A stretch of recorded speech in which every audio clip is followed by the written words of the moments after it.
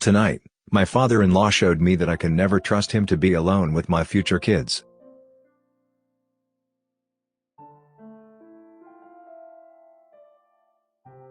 Dear husband, and I have a new puppy that is 10 weeks old. Father-in-law came to visit alone, and the first thing he does is take pictures of the puppy for mother-in-law, before even saying hello to me. Next, he ridiculed me for always Googling everything when I mentioned that I researched puppy training before getting one. His exact words were that in the past, they just did whatever seemed like it would work, and if the puppy or kids died, then they died. He specifically included kids in the sentence. He also kept picking the puppy up by his scruff even though the puppy yelped in pain every time. Apparently, the dog is just overly sensitive, and should just get over it. Mildly annoying. But he mentioned that it was impossible to overfeed a dog because they will stop eating if they're full. Then mentioned that he had a maid that looked after his dogs, so how would he know if he never even fed his own dogs? Tonight, he proved that he won't listen to anything I say in regards to baby care. He will ridicule any mention of the latest research, and if things go wrong I would have to just get over it because that was how things were done before the internet.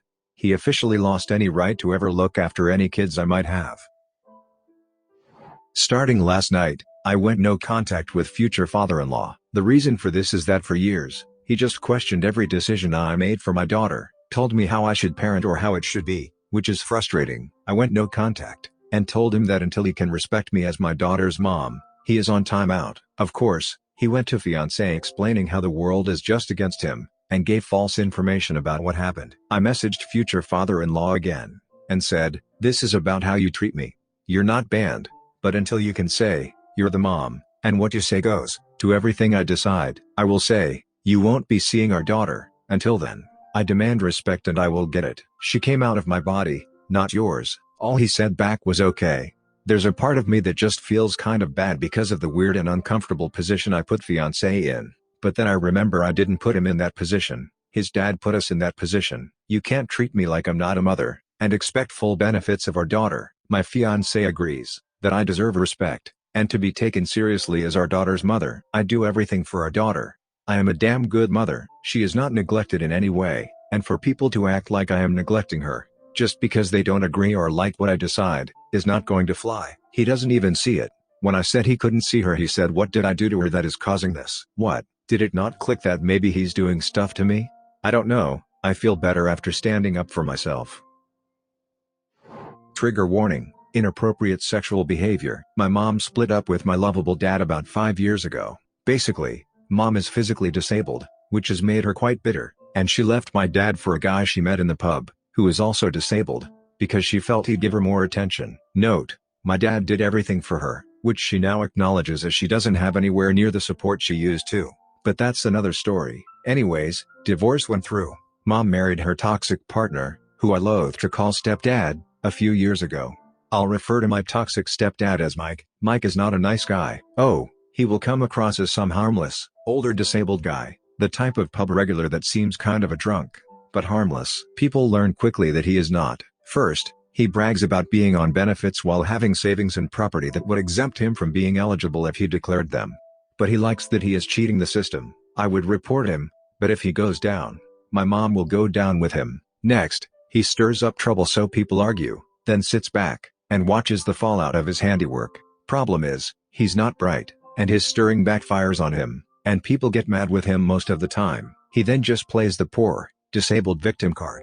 Next, he makes disgusting comments about other women, in front of my mother. For example, during summer, a girl in her late teens was petting a dog, and the way she was bending down meant you could see down her dress, and she wasn't wearing a bra. This was done totally accidentally on her part, but Mike was literally drooling, and turned to us, and started coming out with stuff like, "Look at that. She wants me to look at her tits, she does," in a really weird tone of voice. Mom just sort of giggled, and ignored it, but I was grossed out. This is not unusual behavior. He was also warned by police after a neighbor made a complaint that he was masturbating in his bedroom with the curtains wide open so everyone could see him. I know the neighbor, and there is no way she was making it up. He claimed that he is always fully clothed in his bedroom, and can't close his bedroom curtains as it makes him claustrophobic.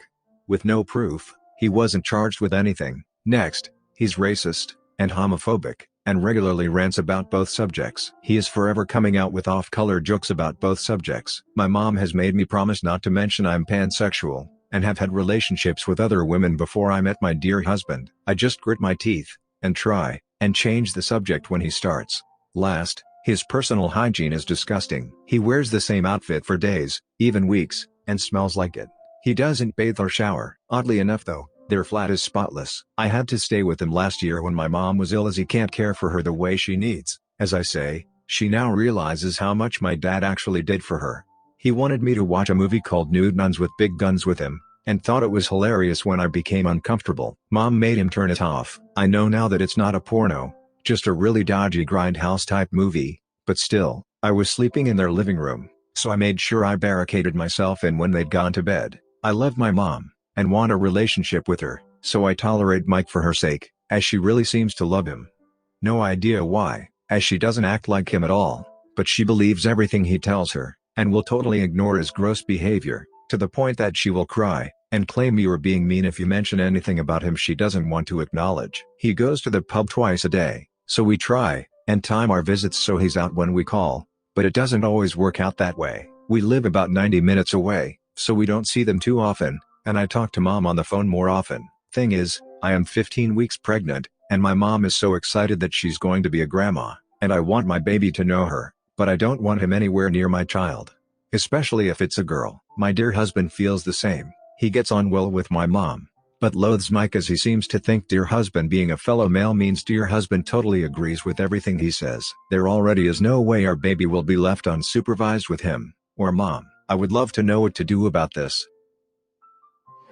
My boyfriend and I have been together 2 years. I have complex post-traumatic stress disorder and social anxiety from an abusive childhood. I met my boyfriend online, so it's a long-distance relationship and we still don't live together. He lives with his sister and his dad, and I'll come to visit every now and then. I prefer to be at my home because it's my comfort zone, and I don't have to see his dad. I don't know why, but my social anxiety is awful around my boyfriend's dad. In 2 years I've not had a proper conversation with him. My anxiety is absolutely crippling around him. His dad seems very rude and blunt. I just cannot relax around this sort of person. I'm quiet and sensitive. I have heard this man call his daughter, who has had an eating disorder in the past, a fat slob. He has had several girlfriends in the past and apparently he hasn't treated them brilliantly. He has commented on their bodies, telling them they've put on weight. Once I was in the car with him and he made a comment about women drivers. I don't want to say he's 100% bad. One time I was round my boyfriend's while he was at work and his dad told me to help myself to breakfast, which was kind of my thought. Every time my boyfriend cooks I hide in his room. I feel so guilty about it, but my anxiety is crippling. His dad has asked why we don't cook together and says it's weird. Usually if I'm at my home we cook together. It's just when my boyfriend's dad is around I'm terrified about maybe having to interact with him, so I avoid it. Recently his dad has apparently expressed interest in getting to know me. I'm not sure what to do. I rarely come to his house anymore, but I'm here now for a special occasion. Should I make more effort or should I continue to avoid my boyfriend's dad? I feel rude hiding in my boyfriend's room. It's his dad's house after all. Surely I should be polite and sociable? Angus is my toxic dad. He was physically and emotionally abusive behind closed doors, but liked to play the role of cool fun dad in public. Unfortunately, my sis got in touch with him, who previously targeted her, and tried to groom her in some way. After 15 years of no contact, she immediately let herself be manipulated by him, is now blaming my mom for his abuse and lack of interest in her, and is telling me I deserve to hear his side of things. I don't want Angus back in my life as I don't trust him, but don't want to lose my relationship with my sister. Toxic people never really go away forever, do they? It had been so long. I thought we were safe, and that was all in the past, and I only occasionally even thought about it all anymore. I thought he was out of our lives for good, and while I didn't want anything bad to happen to him, and wanted him to be off living a happy life, I didn't want him back in mine. I will never be able to trust Angus. I still remember cowering in fear, and my knees knocking together when I was shaking because of one of his rages. Recently, my lovable sister got married, and moved out. At some point, I'm not sure when, she decided to get back in touch with Angus, which, she's an adult, and she has a right to contact whoever she wants. But as soon as she did, she sends my mom a nasty text saying that my mom had supposedly lied about Angus's abuse, and forced us to tell the court psychologists we didn't want to see him, that he had always loved and wanted her, and my mom was just a swine who'd kept them apart. This is the same Angus who used to get my sister alone as a toddler, and groom her into thinking me and my mom didn't love her, and that she had to be on Angus's team against us. The same Angus who used to slap lovable sister around the face for doing normal kid things, like talking a bit too loudly, or wanting to sit next to our mom in a cafe. The same Angus who would use trying to see us as a threat to my mom whenever something was going well in her life, but didn't actually want to see us when it came down to it because we tried going through the courts, and had the paperwork ready for supervised visits in an access center. As soon as he realized it would be supervised, and wouldn't go his way, he gave up on it, but not before he'd rung my mom a few times to scream, "You freaking swine," into the phone multiple times, something so loud we could hear. Understandably, my mom is devastated, as she worked so hard to keep us safe, and was always there for us over the years, made sure we were provided for even when money was tight because Angus wanted us out on the streets for not bending to his will. And I can't believe that lovable sister was so gullible as to talk to him once, and immediately believe his manipulations again. What he's told her doesn't even make sense. If my mom made us say things about him to the court psychologists, then why do I remember when I was only 10 at the time what he did, and remember wanting to get my side out because I was petrified at the thought of seeing him? I remember my sister saying things of her own accord too, and of crying about the things she was scared of. We were not told what to say. If my mom was the only reason he didn't contact us, why wasn't he reaching out the second we turned 18? I have heard of other toxic people do it. For example, I think there was even a recent one where the toxic mother-in-law reached out to the grandson when he was 18 after failing to get GPR a couple of times when he was a kid. Angus, however, just wasn't interested, and it seems to me he's only interested because he's found a way to get some power over my family again. I obviously don't know everything he's said, but it seems pretty obvious he hasn't apologized for what he did to lovable sister as a kid, because he's immediately dumped blame onto my mom, and lovable sister has taken the bait, and ran with it. My mom even asked her, when lovable sister was shouting at her over the phone, why didn't Angus go to court then? He would have got visits. Lovable sister hesitated, and then just said, "Oh, I'm not discussing this with you." Sounds like she didn't know.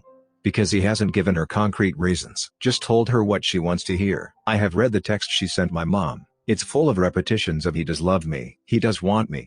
It sounds like a child desperate for approval, and it makes me wonder if a part of her always held on to being desperate for Angus's approval. Then lovable sister texted me, saying she really wants to talk to me, there are things I deserve to know, and she wants me to just listen to her side of it. That there's someone who loves me very much, even if I can't believe it. I haven't replied because I don't know what to say, but I know I will have to soon, because she'll have seen the read receipt. I can't just ignore it.